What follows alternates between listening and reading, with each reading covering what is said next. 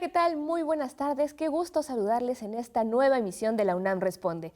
Yo soy Viridiana Mondragón y en nombre de mi compañera Rosa Brizuela les doy la bienvenida a este espacio informativo de TV UNAM. En los próximos minutos estaremos hablando de la importancia de contar con una vida plena a los 60 años. También conoceremos algunos detalles del centro de vacunación que está instalado en el estacionamiento del Estadio Olímpico Universitario. El equipo de UNAM Global nos hablarán acerca de inteligencia artificial y terapias de salud, y el equipo de Rock Lab nos llevarán a preguntarnos si los animales pueden crear música. Quédense con nosotros, comenzamos.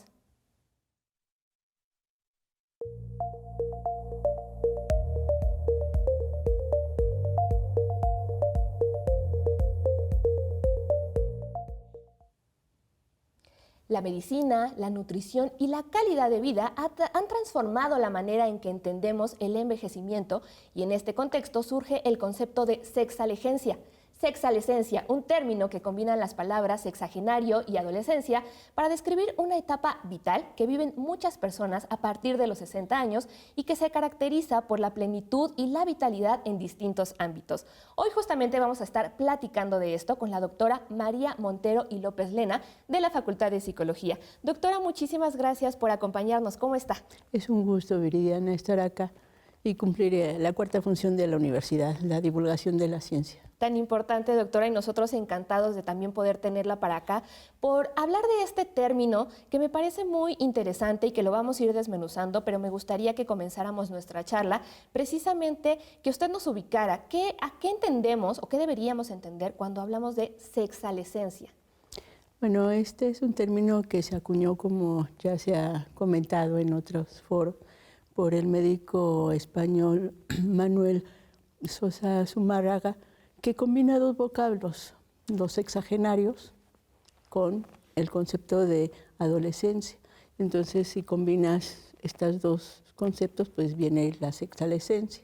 Lo interesante de esto es la sugerencia de que la sexalescencia es como una etapa de vitalidad, como bien lo dices, y una nueva concepción o una intención de reconceptualizar la vejez de una manera mucho más activa, más propositiva, con una vitalidad que ciertamente la OMS ya lo ha determinado también, ya es un hecho. La gente de 60 años no se diferencia mucho de los de 50. ¿Por qué? Porque llegamos a estas edades con condiciones físicas adecuadas, con salud adecuadas, con propósito de vida, y eso le da otra dimensión al envejecimiento. Y estamos viendo esa transformación en esta etapa de desarrollo humano. Estamos viendo justo esa transformación, doctora, porque actualmente estamos reivindicando un poco los derechos de nuestros adultos mayores. Estamos tratando de quitar estos estereotipos sobre que las personas mayores pues solamente a lo mejor ya están cansadas, que solamente viven para cuidar a los nietos. Es muy importante quitar estos y otros estereotipos que me gustaría que usted nos comentara. Precisamente, ¿para qué, doctora? ¿Qué beneficios encontrarían nuestros adultos mayores al hacer a un lado estos estereotipos y darles ese derecho a una vida en plenitud? Es interesante porque ciertamente es un derecho, pero quien tiene primero que asumirlos es la persona mayor, precisamente, ¿no? El asunto que ahora estamos viviendo en el siglo XXI, la OMS declaró en la década del 2021 al 2030 como la década del envejecimiento activo. Y estamos en eso precisamente, estamos aprendiendo a envejecer de una manera significativa.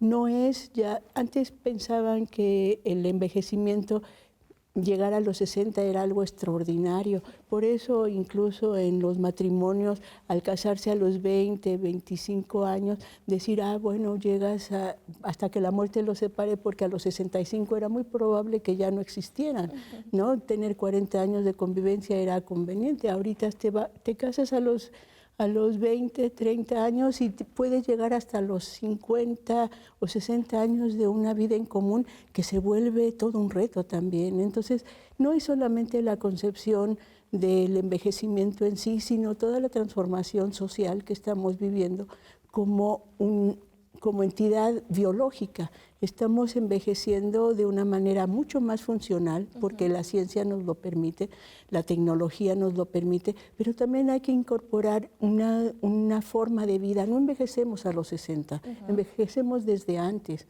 Hay gente que tiene 50 años y no se puede mover, o gente de 40 años que ya no tiene propósito en la vida. En tanto que hay gente de 80 años que está aprendiendo un idioma nuevo y está empezando una tercera relación amorosa, por ejemplo, ¿no? Entonces, esta combinación de elementos de diferentes opciones de envejecimiento es algo que debemos incorporar a nuestro ideario colectivo. Tenemos que aprender a envejecer y no pensar que el envejecimiento es una maldición, sino que es un privilegio. La opción, siempre lo digo, no es muy recomendable, ¿no? Nos habla de aprender a envejecer, doctora, y me lleva a pensar justamente en lo que también nos comentaba sobre que es una situación que tiene que ver mucho con lo que también hacen, piensan los adultos mayores, pero me gustaría preguntarle qué tanto influye la sociedad por un lado, pero incluso nuestro núcleo familiar, es decir, los hijos, la gente cercana a los adultos mayores, qué tanto influyen en que ellos justamente tengan esta visión de plenitud en su adultez. Eso es definitivo, estamos en una interacción permanente y así como los adultos mayores tienen que incorporar que el envejecimiento es factible de una manera funcional y ese es el desafío, ¿sí? La gente que los rodea también tiene que asumir su propia senectud. Claro. O sea, es interesante porque ahorita que estamos transitando por primera vez como humanidad, hay posibilidad de convivir 4 generaciones. O sea, está la bisabuela, la abuela, la madre y la hija y la nieta, 5 tal vez, ¿no? Entonces, el punto es que necesitamos hacer una reevaluación de estas interacciones que tenemos, porque, por ejemplo, para envejecer necesitamos cuidar, sí es cierto, lo clásico, ¿no? Nuestro cuerpo, que es nuestro vehículo, pero también tenemos que alimentar nuestro propósito de vida. Exacto. Porque un cuerpo sin un propósito de vida es muy difícil tener la motivación de vivir el día a día. Pero por eso señalo, la persona que está envejeciendo, y esto estoy hablando de personas de 40, 35 años, tener la conciencia de que la perspectiva de vida que les espera es más de 30 o 40 años, tienen que pensar en cómo van a llegar en términos de salud física, social, emocional y económica, porque esa es una realidad. No envejecemos, insisto, a los 60. Necesitamos pensar que hay que establecer buenas relaciones desde antes, tener un propósito de vida desde antes y tener plan de vida que nos permita llegar a los 60 y pensar que tenemos un promedio de otra generación, 20, 24 años más, ¿cómo lo vamos a vivir de manera plena? Y justamente, ¿cómo hacerlo, doctora? ¿Cómo alimentar este propósito de vida desde, como nos lo comentaba, una edad más temprana, a lo mejor a los 30, pero justo cómo irlo alimentando y qué pueden hacer las personas adultas mayores, como se denomina a las personas mayores de 60 años, para seguir alimentando este propósito de vida? ¿Qué actividades, qué es lo que pueden hacer ellos? Bueno, ya habíamos dicho lo clásico, necesitamos identificar el sustrato es biológico. Nosotros debemos aprender, estábamos hablando de las vacunas, de un estilo de vida saludable, ya se sabe, hay muchos elementos que somos lo que comemos, pero también lo que hacemos. Necesitamos movernos porque por evolución nosotros evolucionamos por la actividad, no por el sedentarismo, sino necesitamos movernos. Entonces, lo primero que hay que hacer es cuidar nuestro vehículo de manifestación, que es nuestro cuerpo, ¿no? Y no solamente es el aspecto físico, sino también el interno, saber comer, saber movernos. Eso es básico para la parte física.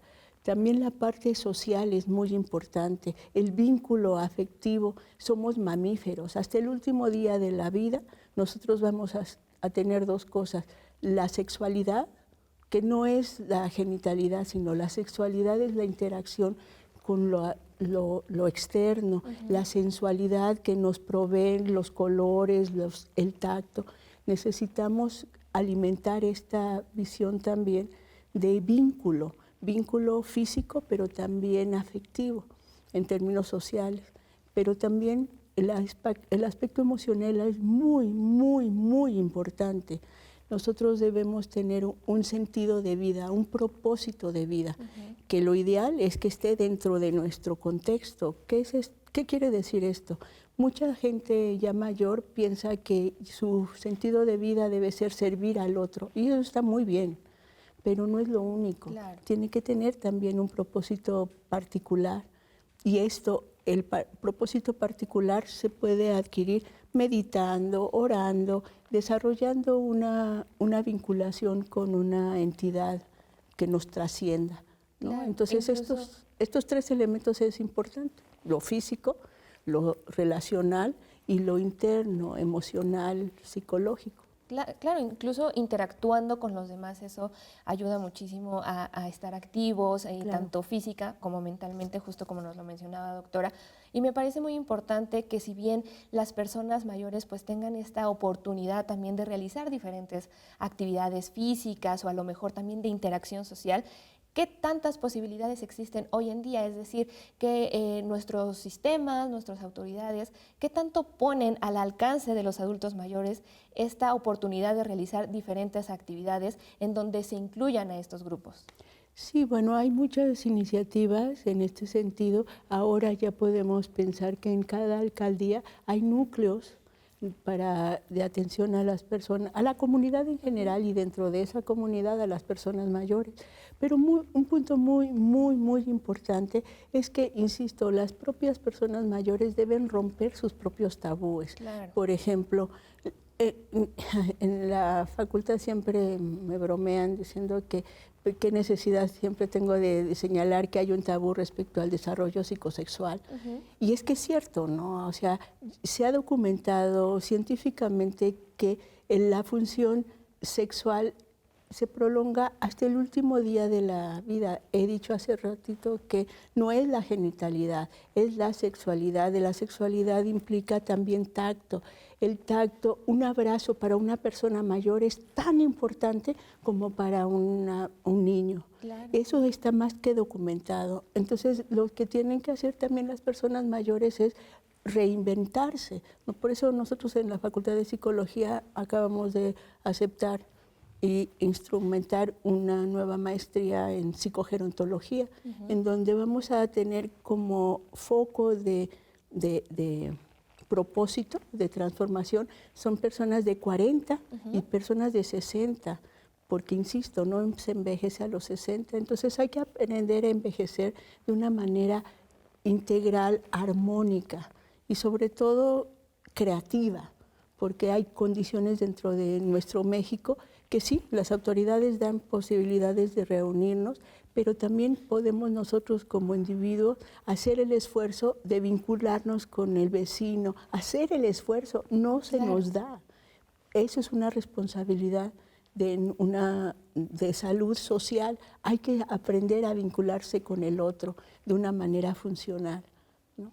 Me llama la atención que justamente el término de sexalescencia recoge también el romper con estos tabús y hace hincapié en esta parte de la importancia de la sexualidad en los adultos mayores, en las personas mayores de 60, y ahorita usted nos lo comentaba de una manera muy importante, muy enriquecedora sobre cómo romper con estos mitos. Muchas veces los adultos mayores también tienen como sus propios tabús, ¿no? que fueron creciendo con ellos, estamos hablando incluso de otra generación, porque es importante justamente que desde ellos mismos rompan con esta situación y poder disfrutar su sexualidad después de los 60 y hasta el último momento de nuestra vida, como bien nos lo mencionaba. Sí, eso es definitivo. La transformación empieza con la persona misma. Yo siempre les digo a las personas mayores que tienden a sucumbir a la tradición de decir, ay, es que ya estamos viejitos, ya nos están olvidando las cosas. Ay, ten más paciencia porque no puedo caminar más rápido. Una de las estrategias psicológicas técnicas psicológicas que ocupan usualmente a nivel social, es a decirse a uno mismo, el cerebro no identifica si es bueno o malo, cree lo que le dices. Claro. Entonces lo que tienes que hacer, la persona mayor tiene que decir, voy vida, ahorita voy con todo el ánimo, hoy va a ser un día positivo, me voy a divertir, voy a dar y voy a recibir, voy a pedir, tenemos derecho de pedir un abrazo. Ahora que el otro no lo quiera dar, eso es otra cosa, ¿verdad? Pero sí es importante que nosotros ejerzamos, es exactamente lo que dijiste, ¿no? El derecho de envejecer de una manera integral, gozosa. Así es, plena y digna, doctora. Así es. Doctora, me voy a quedar con esta reflexión tan importante y esperemos que también a nuestra audiencia le quede esta conciencia también de poder vivir una vida plena a la edad que sea para poder llegar a este sano envejecimiento. Le agradezco mucho por estos minutos y por esta entrevista. A ti y estamos a la orden. Muchísimas gracias, doctora. Hasta luego. Y pues nosotros seguimos con más información porque ahora les cuento que desde ayer se instaló aquí en Ciudad Universitaria el megacentro de vacunación en el estacionamiento 3 del Estadio Olímpico Universitario, que está recibiendo a toda la población. Y esto es desde las 9 de la mañana hasta las 3 de la tarde durante esta semana. Es decir, hasta el viernes 14 de noviembre se estarán aplicando de manera gratuita vacunas contra la influenza, COVID-19, neumococo y sarampión. Se trata de una iniciativa que reúne el esfuerzo de diversas dependencias de salud y la UNAM, por supuesto, y que promueve el cuidado preventivo y la protección de la comunidad ante las enfermedades respiratorias de la temporada invernal. Todas las personas interesadas pueden acudir con su cartilla nacional de salud y si no la tienen, se les informará en este lugar qué vacunas pueden recibir.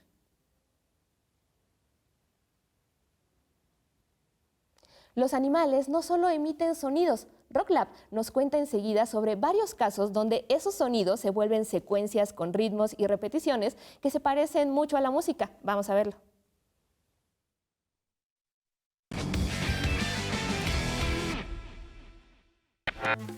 En la naturaleza, los sonidos son esenciales para la comunicación, pero algunos animales han desarrollado algo más parecido a la música. Desde los cantos de las aves hasta los llamados de las ballenas. Muchos seres vivos utilizan melodías para atraer pareja, defender su territorio o comunicarse con su grupo. Uno de los ejemplos más conocidos es el canto de los pájaros. Muchas aves, como los ruiseñores o los canarios, crean secuencias de sonidos complejas y repetitivas que pueden compararse con una canción. Algunas especies incluso aprenden melodías de sus padres y las modifican con el tiempo, lo que se asemeja a la evolución de la música en los humanos. Un caso fascinante es el del cenzontle. Este pájaro es famoso por su increíble capacidad de imitar los cantos de otras aves y sonidos del entorno, como ruidos de insectos, anfibios e incluso maquinaria humana. Puede aprender hasta 200 canciones a lo largo de su vida y combinarlas de manera única, creando secuencias de sonidos parecidas a una improvisación musical. Las ballenas jorobadas son otras grandes compositoras. Sus cantos pueden durar varios minutos o incluso horas y se repiten con patrones similares a los versos y estribillos de una canción.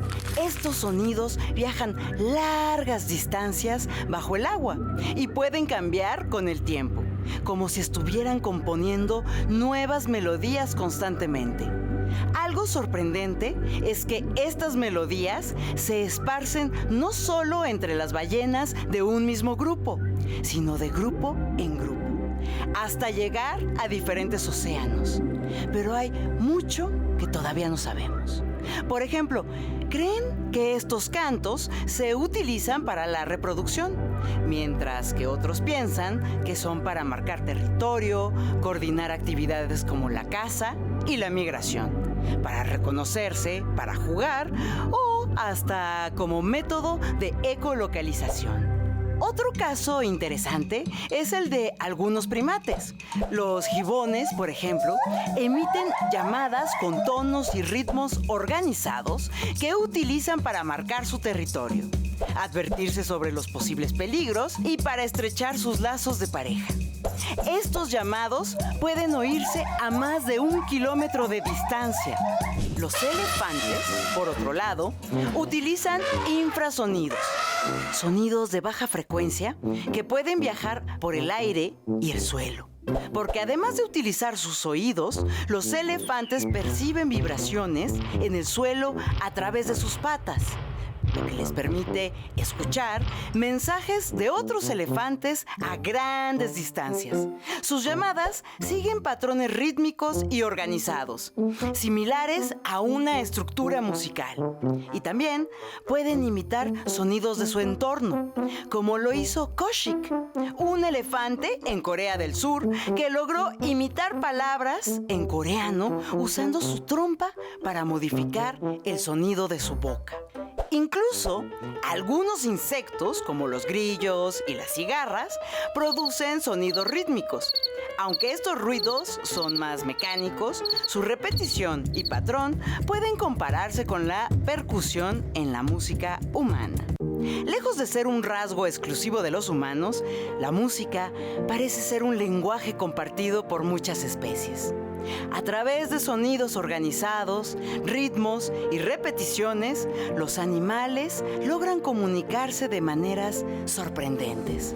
Tal vez la música es una parte fundamental de la vida en la Tierra. UNAM Global TV nos explica por qué no es recomendable que las herramientas digitales puedan sustituir algún tipo de terapia en temas de salud mental.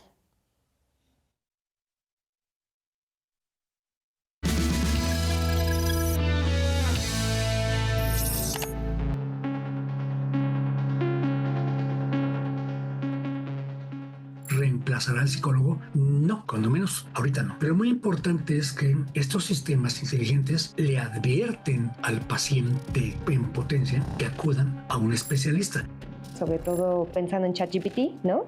No necesariamente está diseñado ni tiene todas estas premisas para poder ser un espacio terapéutico. No creo que se trate como de demonizarlas, pero no están diseñadas para eso, ¿no? O sea, si yo tuviera que dejar como una postura muy clara, no estoy de acuerdo con que se usen como herramientas para terapia. Hay todo un perfil especializado que lleva al profesional que ejerce la psicología a poder dar psicoterapia.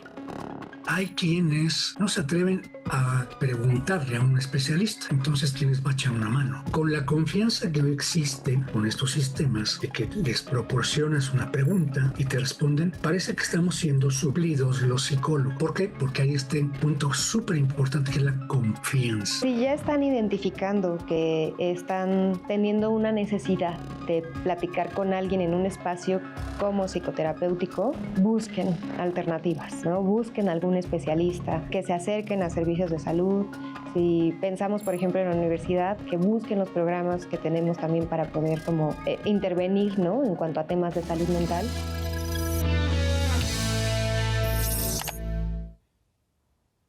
Y con esta importante información es como llegamos al final de esta emisión de la UNAM Responde, no sin antes agradecerle a nuestro compañero Abraham Retureta en la interpretación de lengua de señas y por supuesto que tampoco nos iremos sin antes externarles nuestra invitación para que nos sigan en nuestras redes sociales y nos hagan llegar sus dudas, comentarios, inquietudes, por ahí nosotros los estaremos leyendo. A nombre de mi compañera Rosa Brizuela y de todo el equipo que hace posible la transmisión de este programa, les agradecemos el favor de su sintonía y nos encontramos en una próxima emisión. Hasta entonces.